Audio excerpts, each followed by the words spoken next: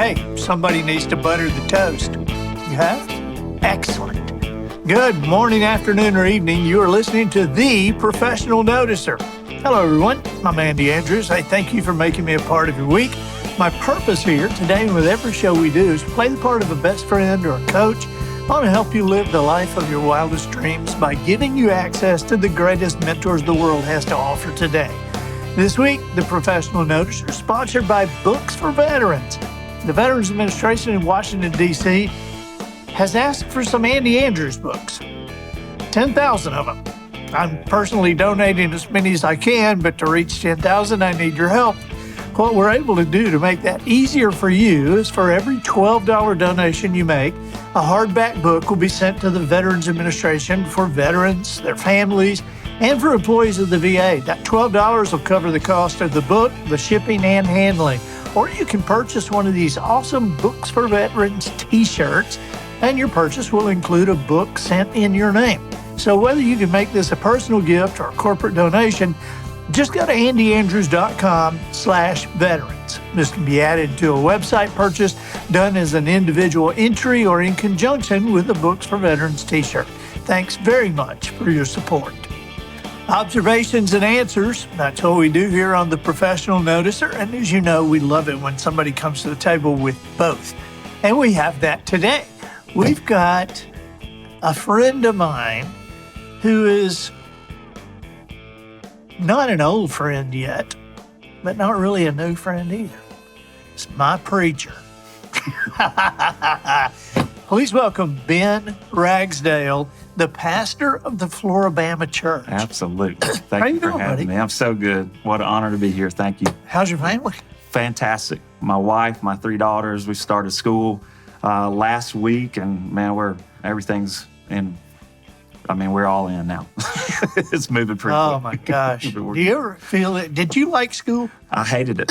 I really did. I wasn't good at it. I fluffed my way through school, as my English teacher said in 10th grade, that I was a master fluffer.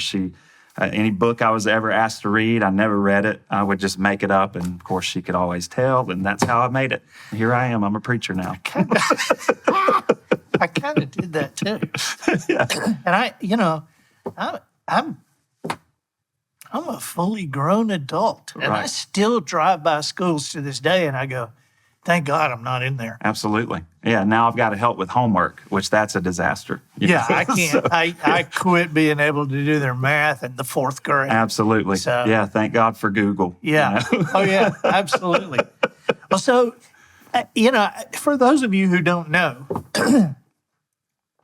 and I guess a lot of people don't, because I'm, traveling around, I'll hear somebody talk about their church or whatever. And I'll say, yeah, I go to church in a bar. And they go, oh. Uh-huh. I think they think that I'm telling a joke. Right. And I'll say, no, really. Right. Go to church in a bar. Really? Yep. The Flora-Bama, the last great American roadhouse, right on the Florida-Alabama line. That's right. And we have 2 services, Yep. 9 and 11 on Sunday morning. And we'll have, depending on, 700, 800, 900 people in each service. Yeah, it's incredible.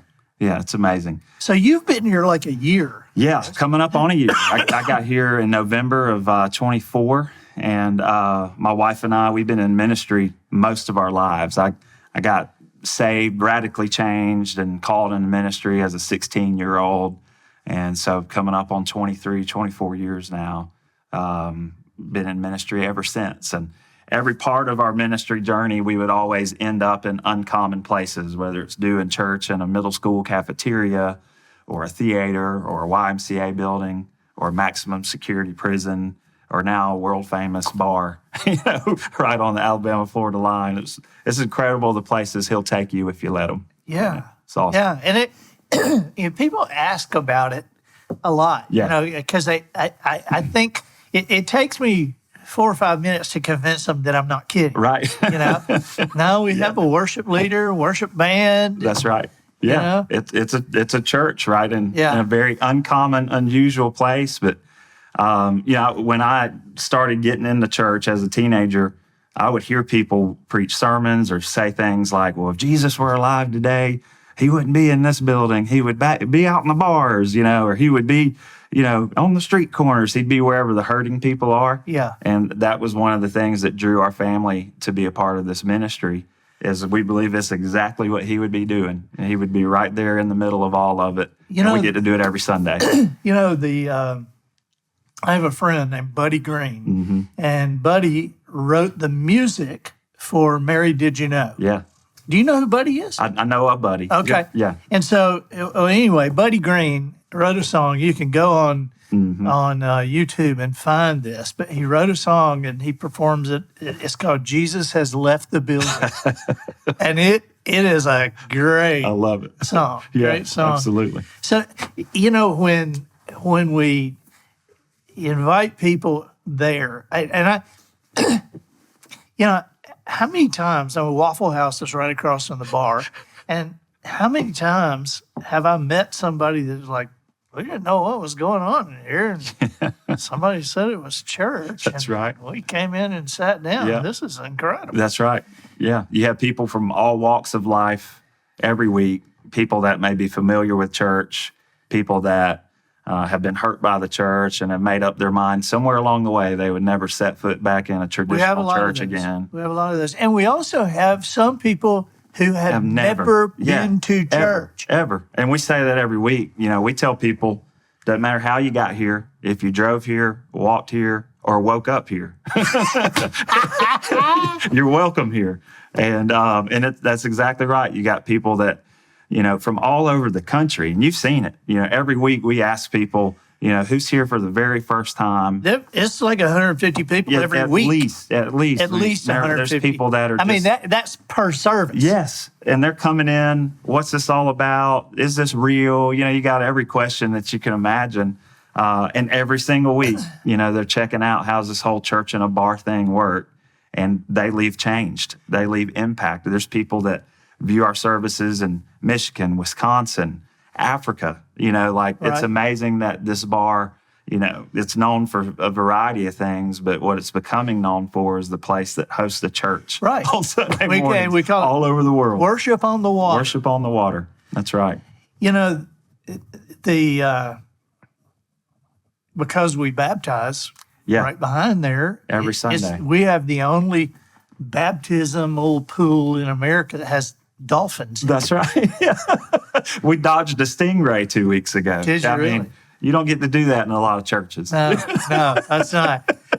I was trying to think, the special times during the year. We have a Christmas Eve service. We have an Easter service. And, the Flora-Bama is, how do I put this and not make John McGinnis come after me? But he knows. He knows it's not a nice place. Sure. It's like a collection of big rooms. Yeah.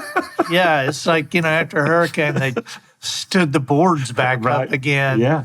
And so we're in the tent part. That's right. And that's the part that seats the most people. Right. But then on Easter, we have to get a bigger tent and move it to the beach. That's right. We do 3 services? We did 4 total. 4 total. Did a Good Friday, 3 almost on Sunday. 10,000 people. We did, just over 10,000 people. It was over 10,000. Wow. Yeah.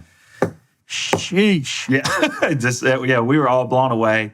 Every year it gets bigger and better. And what's mind-blowing to me, you've got so many people that live in the area. The population in Orange Beach, only 8,000 or so. Right, yeah. And we had more people on Easter Sunday at church than we have the population in our town. It's incredible.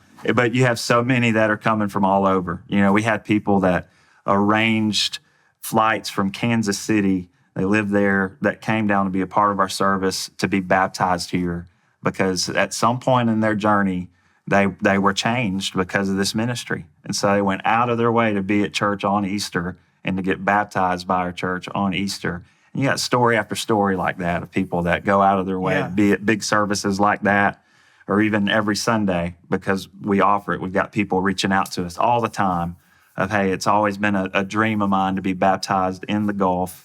It's time. I want to be serious about my faith. Can y'all help me? And we're able to walk with them every step of the way.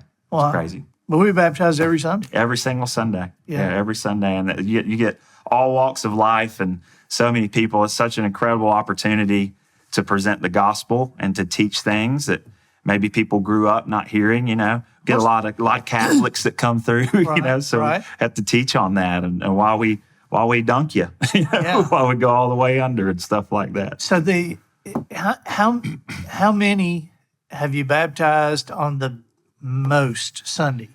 So Easter Sunday is always the biggest. I think we did 66 baptisms on Easter Sunday morning alone. And then on a normal Sunday, we've done anywhere from one, to a dozen. I think one Sunday we baptized close to 20 between both services. Right. What's beautiful is if you've got people, everybody goes out after church just to be a part of it, celebrate it and everything. And you'll have people cheering. We've had people email us and say, hey, I was in my condo and I heard all the commotion and I was just moved to tears watching what happened. When I looked out in my condo thinking it's a big party, but when I saw it was a party for Jesus, I was so impacted by that. You got people walking by. We had people last Sunday that were out playing. They're on their rafts, just kind of floating. And we baptized somebody, and when we came up, everybody's cheering. They're in the back. They're all cheering. Everybody's crying. It's moving for everybody involved. It's special.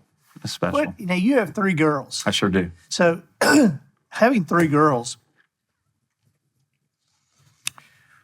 you are kind of a ministry for me because I had 2 boys. Oh yeah, and and vice versa. We have friends. We have friends that had 2 girls, and John and Jennifer. And John, my boys growing up, their girls were about the same age, and my boys loved John, but they always felt sorry for John.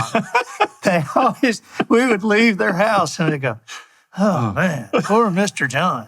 He's got to go to ballet recital. That's right. You got to go to cheerleading camp. We go to the hunt camp and he goes to ballet camp. That's it. It's real. Yeah. It's real. All 3 of them. Yeah, so I just take you away sometimes. Thank you. Just remind you everything's not ribbons and bows. Thank you so much. Yeah, I need bullets and Benellis. Yeah. I need all of it. Man, how do your youngest, I saw her yesterday, it's like 7? Yeah. And so what do they think? Very, everything from cautious to, if you saw my 7-year-old yesterday, she would be on the wide open end of the spectrum. She loves it, and my 11-year-old's warming up to it, but my 7-year-old, she's been kicked out of the bar twice, for being up where she shouldn't be. And I just think that's such a great badge of honor as a parent. Yeah, sure. As the pastor, your 7-year-old's been kicked out of the bar. Kicked out for not having her shoes on or being behind the bar, and I'm just like, yeah, we're doing it right. My 11-year-old, every Sunday on the way to church, she'll go, I hope my boy Dan's working behind the bar today. She's got her favorite bartender because she says he makes the Shirley Temples right, So so they're warming up to it and they're helping. What's really special is they're each individually gifted in so many ways. They can all sing. They take after their mom. They have such a heart of worship. Our 14-year-old's involved with another church currently, and she's actively involved with leading worship in the youth ministry. She helps some on Sundays. And so what's unique, too, is all of our kids are helping other ministries, but they're also called, and they're helping with mom and dad serve the ministry. We're called to serve at this time, too. It's a family effort. But they're all incredible. They support us in a variety of ways, and it's also cool just watching God awaken that in their own lives, too. Now, people are surprised when I tell them, this has been going for 14 years. Yeah, man. You're following in great footsteps. Polly and I got involved with the church when Jeremy was here. He was the founding pastor. Yep. And I remember when I found out Jeremy was going. Mm-hmm. Jeremy is, he was in the reserves, in the Air Force Reserves as a chaplain. Mm-hmm. And we sat down at a beignet place, and he said, I need to talk to you. I need to ask you to pray for me about something. And I said, okay. He said, my daughter is on a swimming scholarship at Air Force Academy in Colorado Springs. I said, right. I didn't know that. He said, our son has just signed a letter of intent, a swimming scholarship to Air Force Academy. And so now they have offered me the position of chaplain at Air Force Academy. Mm-hmm. And I said, dude, I don't even need to pray about that. Hey, no brainer. God set that up. That's right. Yeah, he needs to pray. But Jeremy is a great guy. And then Dan. Yeah. Dan Stone. Mm-hmm. Dan Stone he's one of my 3 best friends in the world. Yeah. And when I saw Dan the first time, I was like, who is this? Because he was pretty young when he came. He was like maybe 35. Yeah. So I thought, who is this? And he had been at a church in Las Vegas. Yep. And now he's in Duluth, Minnesota. I tell Dan, you're the dumbest preacher I ever met. You live at the beach and you move your family to Duluth. Absolutely. Yeah. But Dan is just, he is incredible. And he's done the same thing in Duluth that he did here. Mm-hmm. I mean, just huge growth, and it's amazing. And then you're following John. Yeah. Yeah. So John and April were awesome. And now you. What has surprised you about this? Man, how fun it is. Like we knew, you're coming in to a bar, so you always ask the questions, how, and all the typical things. And, we knew there would be challenge. But the surprising thing is how much fun it is, and also how people that work at the Flora-Bama have warmed up to us so quickly. Some of my favorite things that I get to do is not just pastor the community, not just walk with people in the community and shepherd them, but the staff. We're talking the bartenders and the maintenance team and the people that scrub toilets and everything in between, the management, all of it. So many of them call us their pastors now. And it's one of my favorite things. When I leave here, I'm going to go and make my rounds and walk through the bar on a Monday morning. And man, when those bartenders shut it down and come out and give me the biggest hug, and thank you for praying for this, here's what's happening, or hey, I need to talk to you. That's one of the most surprising and fulfilling things about all of it is the access we've been given and how warm they are to us now to be able to walk in and just do life and walk through life with them. It's that's special too. Our my business company, Creating Measurable Results, also, they are a client. Yeah. And it was amazing when I found out with Coastal, which is one place, and Flora-Bama another place. And I asked John, how many people do you have? Like 800. Yeah. 800? 800, yeah. It's incredible. Yeah, it's a big deal. It's a big deal. You got some other folks over in the Eastern Market and the, near 30A. Yeah. You got that Seaside community and Blue Mountain Beach, so many over there. There's several restaurants and employees that we've gotten to know, even that live over there. And there's another venture now that's up in North Louisiana, and like just being able to have access to the staff and also so you were piggyback. You were surprised it was fun. It's fun. Like, man, it's, I've been telling people this a lot, not to get all preacher on you, but, Jesus tells a story when he's talking about, come to me if you're weary, if you're heavy laden, if you're burdened, come to me. My yoke is easy. My burden is light. Like, there's going to be challenge, but it's supposed to be easy, and it just surprised me. Now, again, we've got our fair share of things we're working through. It's a church, and no church is perfect. And if you find a perfect church, stay out of it because you're going to mess it up. Yeah. But it's even in spite of the challenges, there's a lot of fun. I get to preach in flip-flops every Sunday, man. There's something flip-flops fun and about shorts. that. Yeah, that's Flip-flops incredible. All my other friends, they're wearing their suit jackets, and I don't even know if I where my suit jackets are, right? Yeah, right. I don't know if I could go back, but it is just so fun. And in fulfilling, even in the middle of the challenges and all the stuff that we're doing and the things we're walking through with so many people, we're having a lot of fun. You know, one one moment that I remember with Dan, that that container that is off the stage that we store chairs in. Yeah. We used to stand around in that before the church service was. Oh, wow. Yeah. Or at least Dan and I would. Yeah. And I remember, in the tent, it's in the shade, Right. but when it rains, the tent kind of leaks. And when it's hot, we have these big floor air conditioners, but it's still hot. It's still hot. Yeah. And when it's cold, the heaters work pretty good. But, Yeah, that's right. but when it's hot, It's hot. it's hot. Yeah. I mean, I tell people we don't talk about hell a lot in this church, but we will show you what it'll be like if you have to go. It's, right. it can be hot. And so Dan and I were over there one morning. It was 8:30 and, waiting on the 9 o'clock service. And we were talking, laughing, talking about how hot it was. And this guy comes up to Dan and he has 2 Miller Lite beers. And they're already condensation all over them. They're cold, And he said, hey, Pastor, it is hot today and you're going to be sweating, so you just need to hydrate before you go on.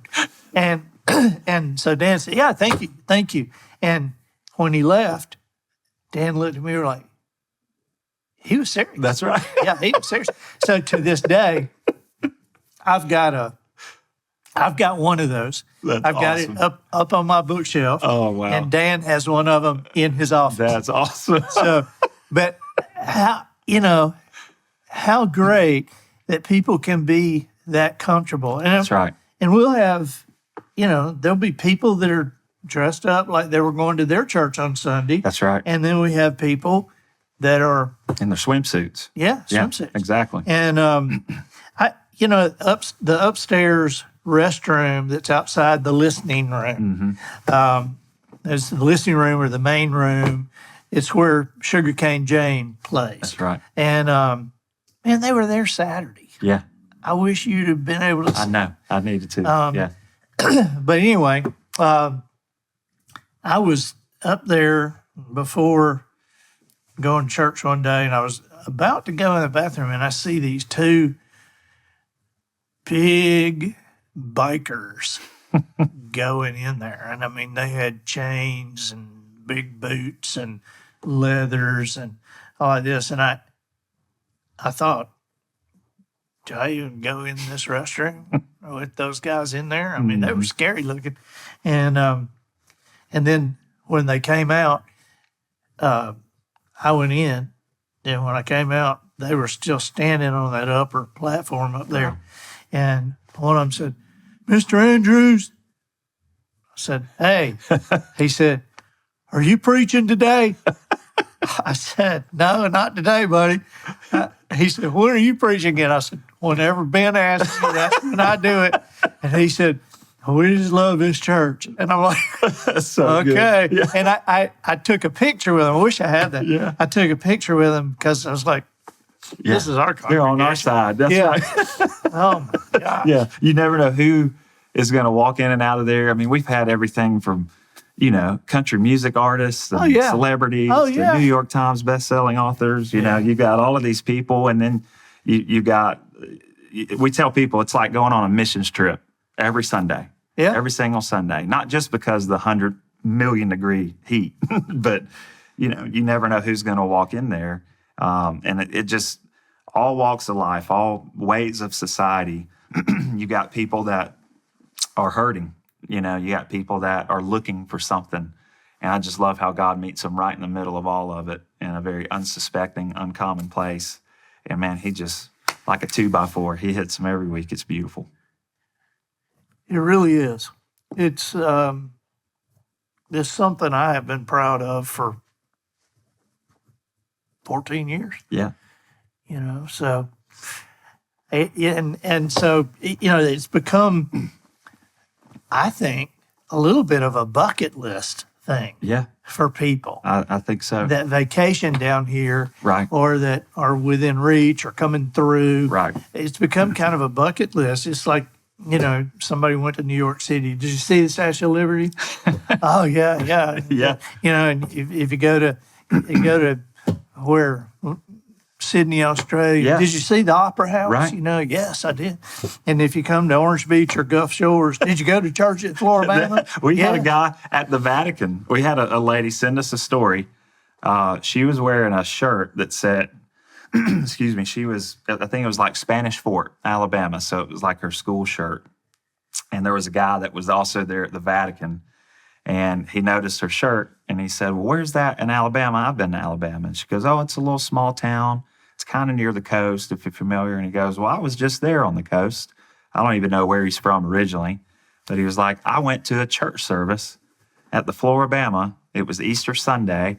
And he goes, my life's never been the same since. And they sat there in the Vatican, two complete strangers, and talked about the impact that the church at the Flora-Bama had made on that man. Wow. Over in the Vatican. So you never know. It's world famous in so many ways. Here's something you probably don't know about the history of our church. And that is, when Dan first got here, that was like 10 years ago, I guess. Before the sermon, during the getting to know you, during the announcements, the guy making the announcements would ask who's new, and then he would give my church meets at the Flora-Bama T-shirt Right. to the person who had come the longest distance. Right. And we don't do that anymore. You know why we don't do that I anymore? think I've heard. Yeah, because you could be from California and not win. Right. Yeah. I mean, because it's like people from Alaska, people from the Congo, people from Great Britain, That's right. people from Ireland. Yeah. And it's like, if you can be from your own country 2,000 miles away and you can't win the farthest travel to get their T-shirt, so we just kind of quit doing it. That's right. It's just worldwide now. It's beautiful. It is, and obviously online. It's online. Yes. Yeah. How do you- every year, How every do week. you pick which service goes on online? We stream both of them. Oh, you do? Yeah, so both are online, and they both stay online. We've got them all archived. We have a YouTube channel and YouTube playlists and all that stuff that we archive Right. every week. So Worship on the Water. that's right. Worshiponthewater.com, and you could find all of those messages and trying to get better and better at it. But like you said, the reach is phenomenal, especially now. You got people that are from their own countries, and we're able to see. And I mean, we got a sweet guy from Africa every single Sunday. He's one of our most faithful followers, and he chatting and giving prayer requests, and we're able to stay connected with him. You get people in Italy and people in South America and Central America that are tuned in every week. I mean, it's close to 3,000 people weekly that tune in live, and then there's so many that go back and watch them throughout the week. And it's just amazing how God's using this place to reach so many. Yeah, that is amazing. And of course, John McGinnis and Cam, Yeah, the owners of the Flora-Bama, right. they don't charge us any rent. No. And they provide water. Water, ice. Bottles of water in Yeah. ice chests. Yeah. I mean, every Sunday we'll go through 1,000 bottles of water, I Yeah. guess. But they provide that. That's right. And they don't charge any No. rent. And so we have, is it 5 major ministries that we support? We do. We've got a phenomenal. I know we support a lot of stuff. We do. We have 5 key partnerships everywhere from Escambia County to Baldwin County. And so what's really unique, because of our partnership and our relationship with the Flora-Bama, We don't have a ton of operational costs, outside of staff and, printing and a few other things. Whatever people give, we're able to put right back into the community, which is also really phenomenal.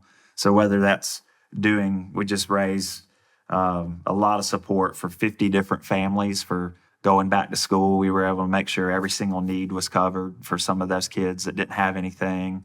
We do a ton of stuff at Christmas and Thanksgiving. We do a lot of stuff as a church in the community on our own. We're helping with a remodel project up in Foley, currently. There's so many things happening. Youth Reach is a big... Yeah, but then you've got those key partnerships like Youth Reach and Bright Bridge and Family Promise. We do stuff for the Child Advocacy Center up in Foley or Summerdale, and then we do a lot of stuff here with Gulf Shores and the Christ Help Center. And there's just so many things we're able to give and support financially. We've got a lot of volunteers, so many, which is also a unique thing. So many people move down here to retire, and they're looking for stuff to do. And one of my favorite things is when somebody goes, Pastor Ben, I don't have anything to do, put me to work. And so every single week, not only do we support these ministries financially, but volunteers are there serving the homeless or helping cut grass at some of these partnerships, or make sure kids have the support they need to stay on their feet and have a mentor in their life. At Youth Reach, for example, there's so many beautiful partnerships and things we're able to do just because of how we're set up as a ministry. Right, right. I see our volunteers, they're pressure washing the floor of our sanctuary. They're pressure washing it at 5 a.m. Sure. And so the boards are still kind of moist, Right. We're setting up the chairs, and then we got volunteers that take down the chairs after the services. And Keith, one of the greeters, Keith has been there. Faithful man. I saw Keith yesterday, and I was like, Polly asked me, she says, Keith still there? I said, yeah, I see him. We go in the other way, and I see him way over there. That's right. And, I've got a story that you can tell the volunteers. Okay. And if you've got volunteers at your church, you can use this story too. In the early 1900s, there was a preacher that did tent revivals named Mordecai Ham. Mm-hmm. Have you heard of this guy? I know. Okay. So do you know? I know it. You know the story? Yeah, but go ahead and tell it. All It's right, amazing. well, I'll go ahead and tell the story. But he was doing a tent revival in Charlotte, North Carolina. Mm-hmm. And it was packed. And there were two 14-year-old boys that were walking by and saw that and heard the music. And they said, well, let's go in, And so they went in, couldn't find a seat. And so they said, well, we'll go. So they left. And there was an usher that ran after them, saw them leaving, and ran after them and said, hey, guys, why are y'all leaving? And they said, we couldn't find a seat. He said, come on, I'll find you 2 seats together. And so he moved some people around, got those 2 kids in there. And one of those 14-year-old boys was Billy Graham. That's right. And the other 14-year-old boy was the guy who ran Billy Graham's stadium That's right. shows during his whole life. And so, the hero of that story is not Mordecai Ham. Right. The hero of that story is the usher. That's exactly right. I mean, more people have been preached to and heard the gospel from Billy Graham than anybody in the history of the earth. That's right. And it was that usher that we don't even know his name Right. that made that happen. Isn't that amazing? And so, it's that usher who said, not on my watch. That's right. They're not going to leave. I mean, so it brings to light just the importance of our team. That's right. That's That's right. Yeah, we see that every week. We've got people that show up so early, like you say, to prepare everything. I mean, they're moving lime wedges and underwear Yeah. However that happens, out of the way so we could set up chairs. You Yeah. just never know what you're going to find. And they're setting up. They do it with a smile on their face. I mean, especially in the summer, they're drenched in sweat. A lot of them bring a change of clothes, or some of them just don't. They're just there. But there was a smile on their face because of how the ministry's impacted them. Yeah. And then it's that same smile and that same attitude. We tell everybody it doesn't matter who's coming today, but it's somebody's first Sunday. It's their very first Sunday. Let's make it special. Let's make them know that we've prepared for them. We prayed for them. We came into today with great expectancy that something was going to happen in that person's life, because you never know who's going to walk through those doors. It might be the next Billy Graham. Let's make sure we don't miss an opportunity to reach that one. I always stop at that word you just used, expectancy, because Gloria Gaither told me one time, she said, you don't want to live with expectations. You want to live with expectancy. It's beautiful. So, man, I appreciate you being here. Yeah, and it's a lot. And this is, I love watching that team and being part of that team, and it's an awesome place and an awesome experience every week. And so, if you're in the area or you want to come to the area or whatever, definitely shake hands with Ben and tell him you saw him on the show. and so anyway, take care of your family. Yeah, thank you for being here. And if I don't see you before, I'll see you. I'll see you Well, Sunday. I won't see you Sunday. I'll be out of town. I think I'm out of town too, actually. Are My you? wife will be preaching Sunday. So Really? Yeah, Julie will be. She's everybody's favorite anyway. I'm sorry I missed that. I'm gonna be on the Gaither cruise. Oh, good deal. Yeah. Thank you for being Awesome. here, Ben. Thank you, Andy. Thank you so Absolutely, much. buddy. I'm Andy Andrews, the professional noticer, harnessing common sense and wisdom to plow through challenges all the way to an answer for you. Dan, I think that'll do it for this week. Get us out of here, Matthew. So, ladies and gentlemen, and to the boys and girls who aspire to become ladies and gentlemen, we have reached the end of another episode of The Professional Noticer. In a world where common sense has become a superpower, I'm harnessing that tiny bit of mental energy I have for you, seeking wisdom, making observations, and endeavoring to answer tough questions in a way that will empower your family and your business. I'm Andy Andrews. Until next week, goodbye. This episode of The Professional Noticer was produced by Matt Limpert. The Noticer theme written and performed by Sugarcane Jane. Snorkels and masks for the cast and crew provided by Twinkle and Smoke of Beverly Hills. Additional financial consideration provided by fastbald.com. Friend, is your hairline receding? Are you sporting the ridiculous 10-inch comb over that lifts off your head like a sail in the slightest breeze? Have you accepted the fact that you will one day indeed be bald?